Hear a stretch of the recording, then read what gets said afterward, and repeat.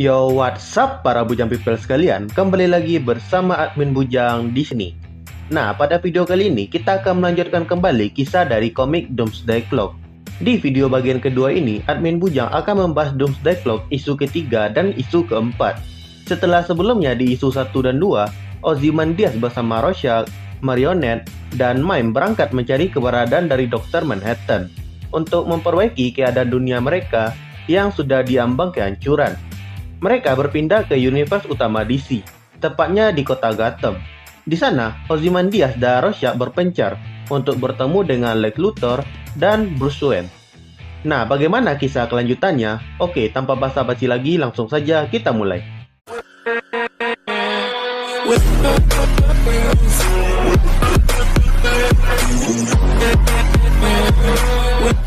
Kisah dimulai dengan memperlihatkan kejadian di masa lalu, di mana Ozymandias menghajar The Comedian dan membunuhnya dengan cara melempar The Comedian ini keluar dari jendela rumahnya. Namun bukannya tewas, ternyata The Comedian ini dipindahkan oleh Dr. Manhattan ke laut di universe lain. The Comedian pun berenang menuju pantai, dan sesampainya di pantai, dia telah ditunggu oleh Dr. Manhattan di sana. Lalu kemudian kisah beralih ke masa sekarang, di mana The Comedian ini sedang menghajar Ozymandias untuk membalaskan dendamnya. Baku hantam mereka berlangsung sengit. Kemudian Ozymandias ini mematikan lampu ruangan agar bisa lebih mudah menghajar The Comedian. Lalu kemudian The Comedian ini menghantam Ozymandias ke dinding kaca yang sangat tebal. Kemudian mulai menembaki Ozymandias ini dengan tembakan pistolnya.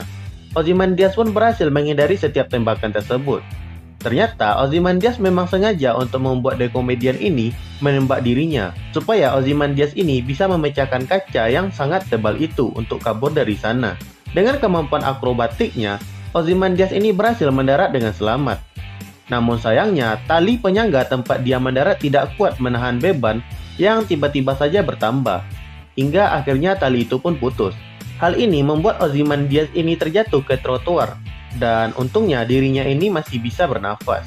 Sementara The Comedian cuma bisa memandangi dari atas gedung sambil berkata kotor. Lalu kemudian cerita berpindah kepada Rorschach yang sudah berada di hadapan Batman. Di sini Rorschach mencoba memberitahukan tujuannya kepada Batman. Namun karena merasa sulit menjelaskan semuanya, Rorschach pun memberikan jurnal Rorschach yang asli kepada Batman. Batman pun mulai membaca jurnal tersebut. Dan sambil menunggu dirinya selesai membaca jurnal tersebut, Batman menyuruh Rorschach ini untuk mandi dan beristirahat terlebih dahulu. Lalu scene berpindah ke Marionette dan Mime, di mana mereka sedang berkeliaran di suatu tempat di kota Gotham, hingga mereka pun masuk ke salah satu bar yang ada di sana. Saat di dalam bar, Marionette dan Mime ini malah diancam oleh sekawanan preman di sana. Hal itu karena Marionette dan Mime ini memakai make up yang mirip seperti make upnya Joker. Nah, karena preman-preman ini adalah anak buah Joker, mereka pun mengamuk kepada Marionette dan Mime ini. Saat Marionette ditawan oleh preman, Mime menodongkan tangannya yang seakan-akan memegang sebuah pistol ke arah preman tersebut. Tentu saja hal ini membuat para preman-preman ini tertawa. Namun boom, sebuah peluru menembus kepala preman yang menahan Marionette ini, hingga akhirnya preman ini pun tewas. Ternyata selama ini, Mime memang memegang sebuah pistol. Namun pistolnya ini merupakan pistol yang tak kasat mata. Suasana di dalam bar pun langsung kacau. Marionette dan Mime pun mulai dikeroyok oleh para preman di sana. Namun mereka berdua bisa membantai semua preman yang ada di sana.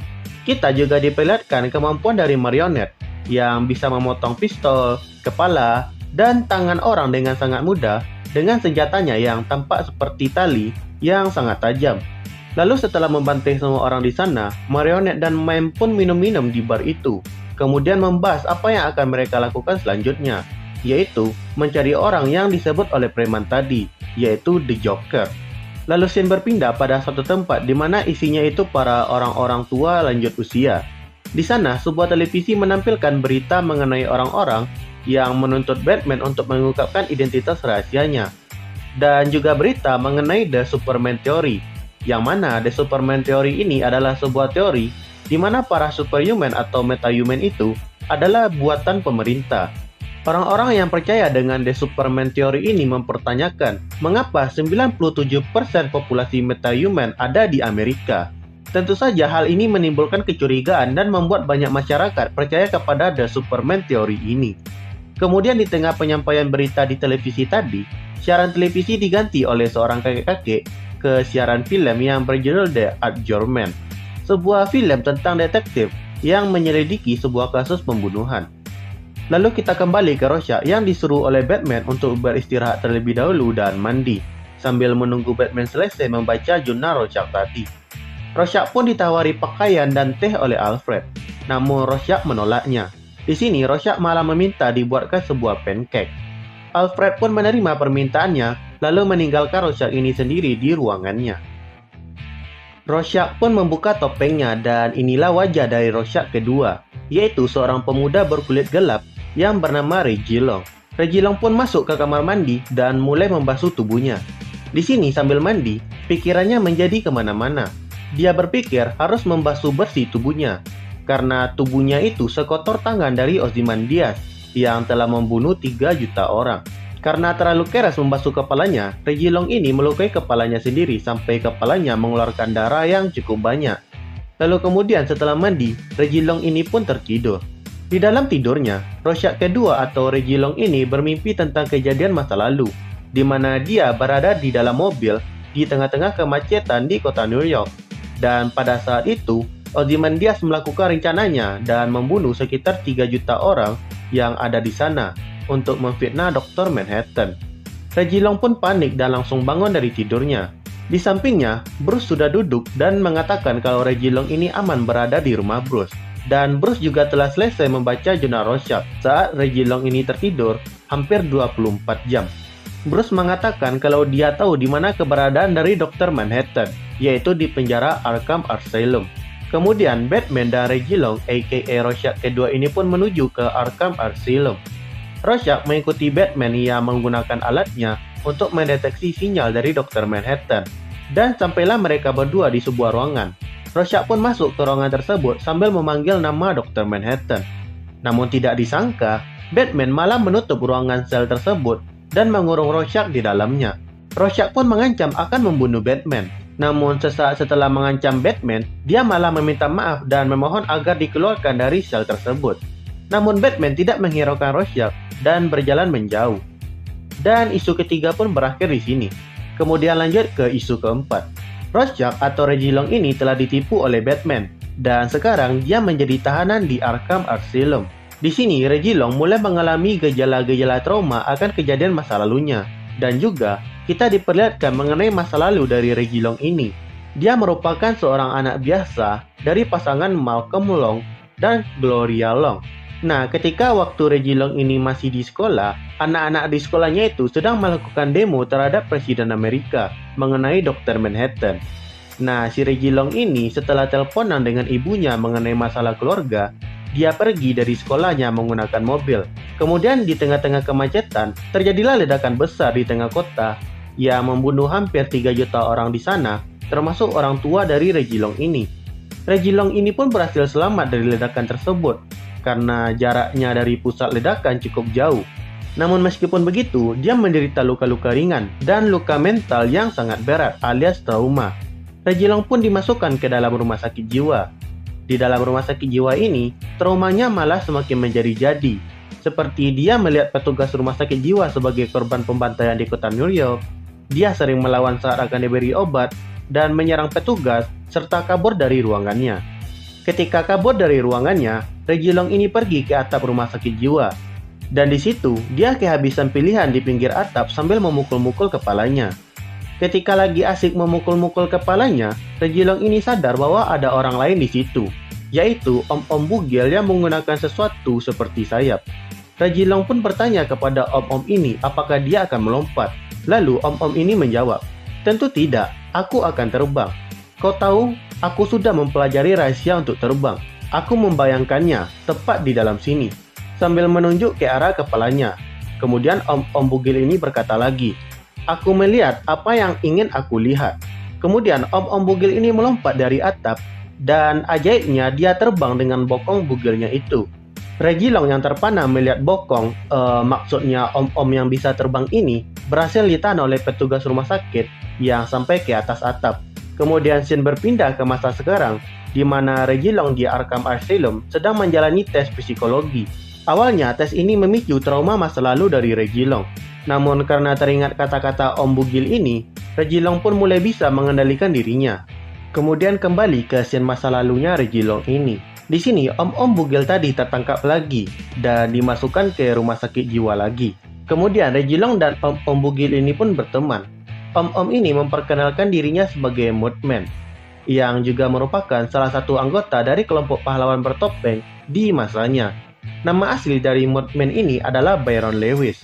Nah, suatu ketika, Byron ini kembali terbang dari atap rumah sakit, kemudian kembali lagi dengan membawa barang-barang dari tempat orang tua Regilong ini untuk diberikan kepada Regilong. Di antara barang-barang itu, ada sebuah buku catatan mengenai interview bapaknya Regilong ini dengan Walter Kovac atau Rorschach yang pertama. Kemudian di dalam rumah sakit atau tempat mereka ditahan tersebut, Regilong ini sering kena hantam oleh orang-orang di sana.